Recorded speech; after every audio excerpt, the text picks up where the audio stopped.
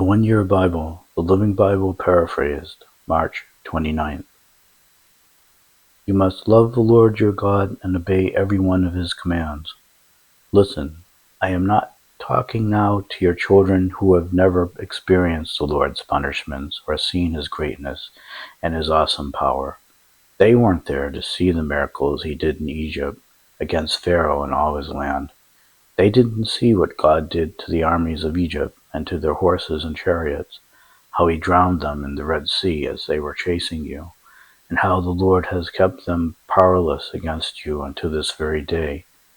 They didn't see how the Lord cared for you time and again through all the years you were wandering in the wilderness until your arrival here. They weren't there when Dathan and Abiram, the sons of Eliab, descendants of Reuben, sinned, and the earth opened up and swallowed them, with their households and tents and all their belongings, as all Israel watched. But you have seen these mighty miracles. How carefully, then, you should obey these commandments I am giving to you today, so that you may have the strength to go in and possess the land you are about to enter. If you obey the commandments, you will have a long and good life in the land the Lord promised to your ancestors and to you, their descendants, a wonderful land flowing with milk and honey. For the land you are about to enter and possess is not like the land of Egypt, where you have come from, where irrigation is necessary. It is a land of hills and valleys with plenty of rain, a land that the Lord your God personally cares for. His eyes are always upon it, day after day, throughout the year. And if you will carefully obey all of his commandments that I am going to give you today, and if you will love the Lord your God with all your hearts and souls and will worship him, then he will continue to send both the early and late rains that will produce wonderful crops of grain, grapes for your wine, and olive oil. He will give you lush pasture land for your cattle to graze in, and you yourselves shall have plenty to eat and be fully content. But beware that your hearts do not turn from God to worship other gods, for if you do, the anger of the Lord will be hot against you, and he will shut the heavens. There will be no rain and no harvest, and you will quickly perish from the good land the Lord has given you. So keep these commandments carefully in mind. Tie them to your hand and to remind you to obey them, and tie them to your forehead between your eyes. Teach them to your children. Talk about them when you are sitting at home, when you are out walking, at bedtime, and before breakfast. Write them upon the doors of your houses and upon your gates, so that as long as there is sky above the earth, you and your children will enjoy the good life awaiting you in the land the Lord has promised you. If you carefully obey all the commandments I give you, loving the Lord your God, walking in all his ways, and clinging to him, then the Lord will drive out all the nations in your land, no matter how much greater and stronger than you they might be. Wherever you go, the land is yours. Your frontiers will stretch from the southern Negev to Lebanon, and from the Euphrates River to the Mediterranean Sea. No one will be able to stand against you, for the Lord your God will send fear and dread ahead of you wherever you go, just as he has promised. I am giving you the choice today between God's blessing or God's curse. There will be blessing if you obey the commandments of the Lord your God that I am giving you today, and a curse if you refuse them and worship the gods of these other nations. When the Lord your God brings you into the land to possess it, a blessing shall be proclaimed from Mount Gerizim and a curse from Mount Ebal. Gerizim and Ebal are mountains west of the Jordan River, where the Canaanites live, and the wasteland near Gilgal, where the oaks of Morah are.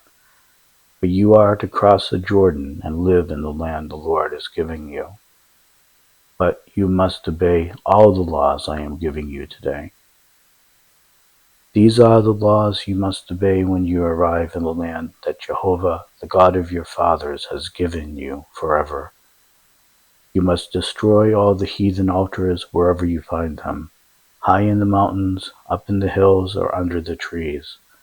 Break the altars, smash the obelisk, burn the shameful images, cut down the metal idols, and leave nothing even to remind you of them.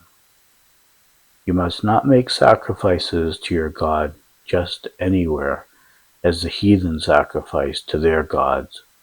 Rather, you must build a sanctuary for him at a place he himself will select as his home. There you shall bring to the Lord your burnt offerings and other sacrifices, your tithes, your offerings presented by the gesture of waving before the altar, your offerings to fulfill your vows, your freewill offerings, and your offerings of the firstborn animals of your flocks and herds. There you and your families shall feast before the Lord your God, and shall rejoice in all he has done for you. You will no longer go your own way as you do now, everyone doing whatever he thinks is right. For these laws don't go into effect until you arrive in the place of rest the Lord will give to you. But when you cross the Jordan River and live in the promised land, the Lord gives you rest and keeps you safe from all your enemies. Then you must bring all your burnt sacrifices and other offerings to his sanctuary, the place he will choose as his home. You shall rejoice there before the Lord with your sons and daughters and servants. And remember to invite the Levites to feast with you, for they have no land of their own. You are not to sacrifice your burnt offerings just anywhere. You may only do so in the place the Lord will choose. He will pick a place in the territory allotted to one of the tribes. Only there may you offer your sacrifices and bring your offerings. However, the meat you eat may be butchered anywhere, just as you do now with gazelle and deer. Eat as much of this meat as you wish, and as often as you are able to obtain it, because the Lord has prospered you. Those who are ceremonially defiled may eat it too. The only restriction is that you are not to eat the blood. Pour it out on the ground like water. But none of the offerings may be eaten at home, neither the tithe of your grain and new wine and olive oil, nor the firstborn of your herds, nor the firstborn of your flocks and herds, nor anything you have vowed to give the Lord, nor your freewill offerings, nor the offerings to be presented to the Lord by waving them before his altar. All these must be brought to the central altar where you, your children, and the Levites shall eat them before the Lord your God. He will tell you where this altar must be located. Rejoice before the Lord your God in everything you do. By the way, be very careful not to forget about the Levites. Share with them. If, when the Lord enlarges your borders, the central altar is too far away from you, then your flocks and herds may be butchered on your own farms, just as you do now with gazelle and deer, and even persons who are ceremonially defiled may eat them. The only restriction is never to eat the blood, for the blood is the life, and you shall not eat the life with the meat. Instead, pour the blood out upon the earth. If you do, all will be well with you and your children. Only your gifts to the Lord and the offerings you have promised in your vows and your burnt offerings need to be taken to the central altar. These may only be sacrificed upon the altar of the Lord your God. The blood will be poured out upon the altar, and you will eat the meat. Be careful to obey all of these commandments. If you do what is right in the eyes of the Lord your God, all will go well with you and your children forever. When he destroys the nations in the land where you will live, don't follow their example in worshiping their gods. Do not ask, how do these nations worship their gods? And then go and worship as they do.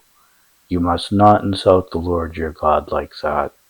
These nations have done horrible things that he hates, and all the name of their religion, all in the name of their religion. They have even roasted their sons and daughters in front of their gods. Obey all the commandments I give you. Do not add or subtract.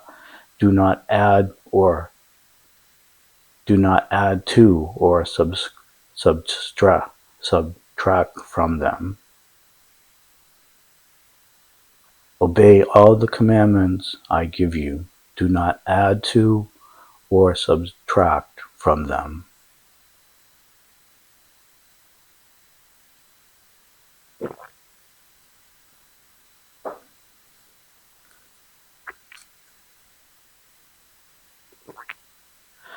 The Gospel of Luke, chapter 8, verses 22 through 39. One day about that time, as he, Jesus, and his disciples were out in a boat, he suggested that they cross to the other side of the lake. On the way across he lay down for a nap, and while he was sleeping the wind began to rise. A fierce storm developed that threatened to swamp them, and they were in real danger. They rushed over and woke him up. "Master, Master, we are sinking," they screamed. So he spoke to the storm. "Be quiet," he said, and the wind and waves subsided and all was calm. Then he asked them, "Where is your faith?" And they were filled with awe and fear of him, and said to one another, "Who is this man that even the winds and waves obey him?" So they arrived at the other side in the Gergesene country across the lake from Galilee. As he was climbing out of the boat, a man from the city of Gadara came to meet him, a man who had been demon-possessed for a long time. Homeless and naked, he lived in a cemetery among the tombs. As soon as he saw Jesus, he shrieked and fell to the ground before him, screaming, "What do you want with me, Jesus, Son of God Most High? Please, I beg you, oh, don't torment me." For Jesus was already commanding the demon to leave him. This demon had often taken control of the man, so that even when shackled with chains, he simply broke them and rushed out into the desert, completely under the demon's power. "What is your name?" Jesus asked the demon.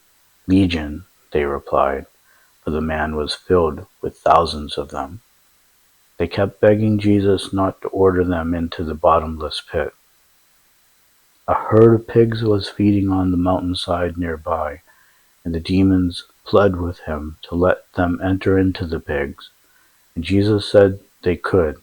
So they left the man and went into the pigs, and immediately the whole herd rushed down the mountainside and fell over a cliff into the lake below, where they drowned.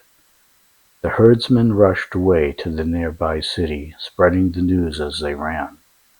Soon a crowd came out to see for themselves what had happened, and saw the man who had been demon-possessed sitting quietly at Jesus' feet, clothed and sane.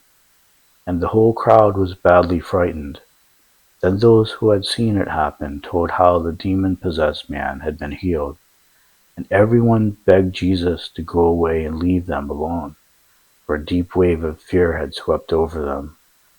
So he returned to the boat and left, crossing back to the other side of the lake. The man who had been demon-possessed begged to go too, but Jesus said no. "Go back to your family," he told him, "and tell them what a wonderful thing God has done for you." So he went all through the city telling everyone about Jesus' mighty miracle. Psalm 70, verses 1 through 5. Rescue me, O God, Lord, hurry to my aid. They are after my life and delight in hurting me. Confuse them, shame them, stop them. Don't let them keep on mocking me, but fill the followers of God with joy. Let those who love your salvation exclaim, "What a wonderful God he is." But I am in deep trouble. Rush to my aid, for only you can help and save me. O Lord, don't delay. Proverbs chapter 12, verse 4. A worthy wife is her husband's joy and crown. The other kind corrodes his strength and tears down everything he does.